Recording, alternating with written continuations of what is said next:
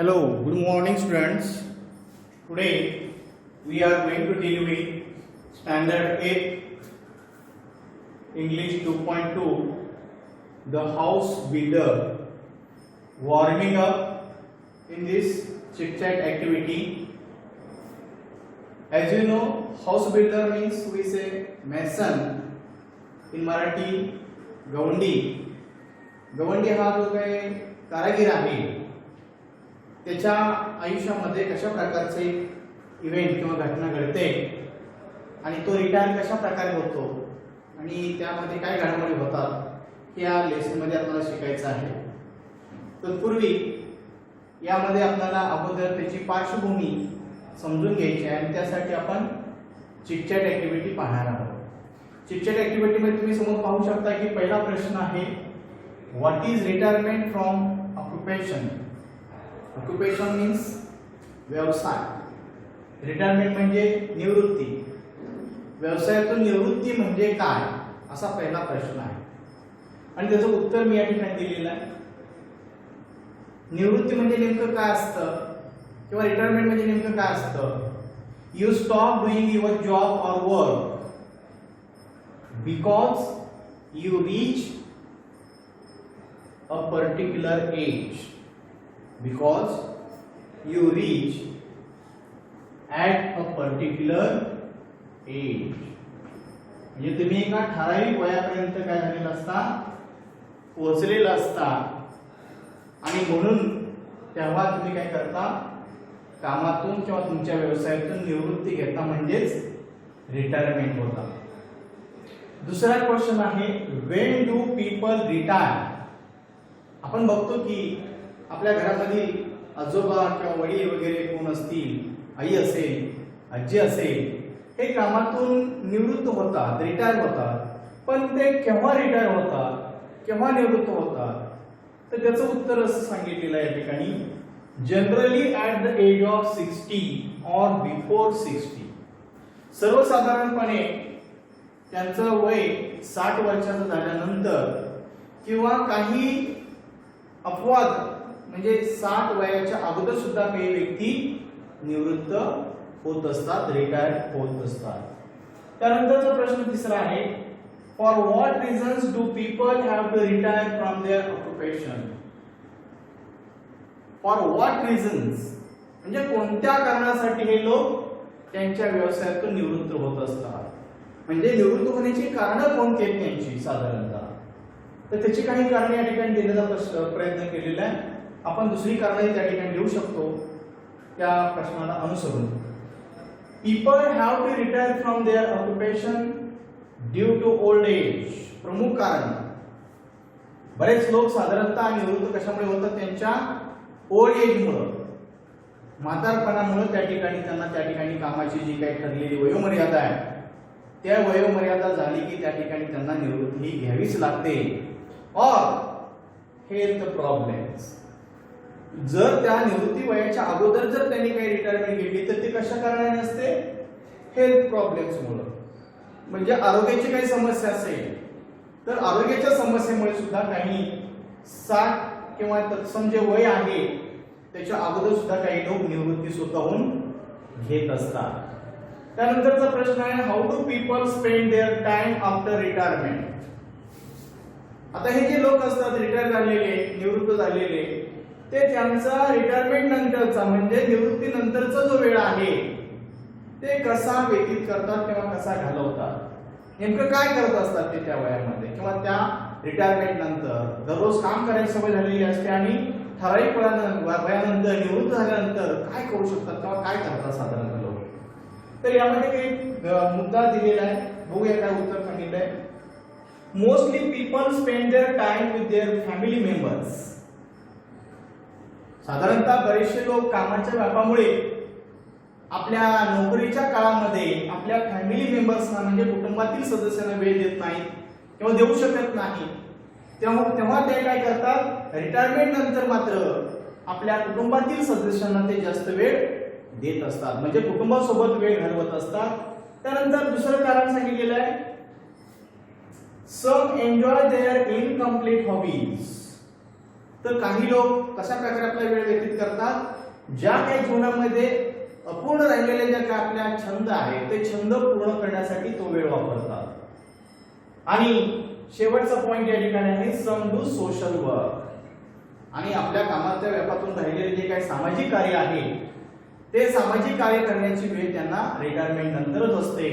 निवृत्तीनंतरच ते सामाजिक कार्य करण्यासाठी वेळ देतात किंवा समाजाला वेळ देण्याचं ते ठरवतात आणि तशा प्रकारे ते सामाजिक कार्य रिटायरमेंट नंतर करतात. त्यानंतरचा प्रश्न दुसरा आहे discuss and match the professionals involved in construction with the work they do.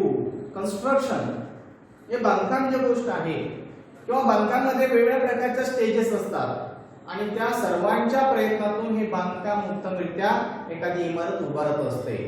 आता यामध्ये कोण कोण असतं, कोणाकोणाचा समावेश असतो, तर त्यामध्ये आर्किटेक्ट, इंजिनियर, बिल्डिंग कॉन्ट्रॅक्टर, त्यानंतर कारपेंटर, मेसन, टिलर आणि इंटेरियर डेकोरेटर अशा आणि अनेक इतर जे काही कामगार असतात त्यांच्या मदतीने त्यांच्या सहाय्याने ही इमारत उभारत असते.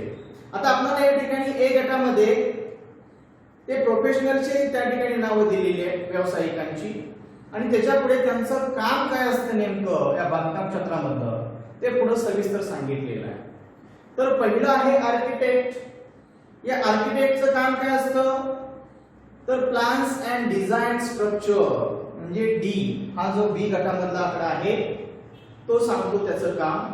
प्लॅन्स अँड डिझाइन स्ट्रक्चर ते घराचं प्लॅन तयार करतो किंवा स्ट्रक्चर कशा प्रकारे असेल तो ठरवत असतो. त्यानंतर इंजिनियर. इंजिनियरचं काम काय असतं, ensure structure will be strong and stable. जे तयार झालेलं बांधकाम आहे, तयार होणारं बांधकाम आहे तो त्याची खात्री देत असतो की ते मजबूत आणि बराच काळ टिकेल अशा प्रकारचं तो खात्री देत असतो इंजिनियर. तिसरा आहे बिल्डिंग कॉन्ट्रॅक्टर. त्या बिल्डिंग कॉन्ट्रॅक्टरचं काम काय असतं, supervises construction, employees, workers, professionals etcetera. म्हणजे या बिल्डिंग कॉन्ट्रॅक्टरचं काम काय असतं, सुपरवायझरचं काम असतं, सुपरविजन करण्याचं काम असतं, देखरेख करण्याचं काम असतं. त्यामध्ये येणारे जे सगळे घटक आहेत मग ते कन्स्ट्रक्शन असेल, वर्कर्स असतील किंवा जे वेगवेगळ्या प्रकारचे प्रोफेशनल त्यामध्ये येतात, इतर कारागीर येतात, त्यांच्यावरती लक्ष ठेवण्याचं काम हे या बिल्डिंग कॉन्ट्रॅक्टरचं असतं. त्यानंतर आहे कारपेंटर. कारपेंटर आपल्याला माहिती आहे त्यांचं काम काय असतं, makes wooden framework of doors, Windows etcetera.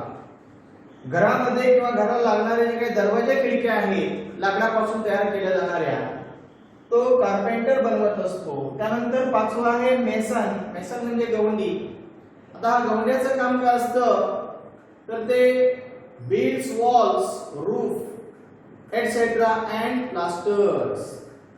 त्या इमारतीच्या भिंती किंवा त्या इमारतीचे जे छत आहे वरचं आणि त्याचबरोबर त्याला त्या भिंतीला किंवा त्या छताला प्लास्टर करण्याचं काम या मेसन कडून केलं जातं. त्यानंतरचा घटक आहे टिलर. त्या टिलरचं काम काय, डज द फ्लोरिंग म्हणजे फरशी वगैरे लादी जी आहे ते बसवण्याचं काम त्या ठिकाणी या टिलरचं असतं. आणि सातवा घटक आहे इंटेरियर डेकोरेटर. म्हणजे आतलं जे सुशोभीकरण आहे घरातल्या आतलं ते घराच्या आतलं डेकोरेशन कोण करत असतं, इंटेरियर डेकोरेटर. म्हणजे त्याचं कार्य काय झालं, beautify the inside of a home. तो काय करतो, beautify the inside of a home. घराचं अंतर्गत सुशोभीकरण करण्याचं तो काम करतो. तर या पद्धतीने दुसरा आकडा जो आहे किंवा दुसरी ऍक्टिव्हिटी आहे ती बघूया आपण. A word can be broken up into units of pronunciation each having one vowel sound with or without consonant sounds around it. म्हणजे प्रत्येक शब्द जर आपण बघितला त्याच्या उच्चारावर त्याचे सिलॅबल ठरलेले असतात आणि याच्यामध्ये प्रत्येक शब्दामध्ये किमान एक वॉवेल हा असतोच. मग कन्सोनंट असो अगर नसो वॉवेल हा शब्दामध्ये प्रत्येक शब्दामध्ये दडलेला असतो किंवा असतोच. वॉवेल शिवाय शब्द तयार होऊ शकत नाही. आपण बघूया या ठिकाणी काय दिलेले शब्द आहे. For example to, god, will, see etcetera have just one syllable. याच्यामध्ये फक्त वन सिलेबिक वर्ड म्हणतो याला आपण. त्यानंतर दुसरं बघा, father, mason, builder have two syllables. जे त्याच्यामध्ये दोन वॉवेल्स येतात ते टू सिलेबिक वर्ड्स आहेत.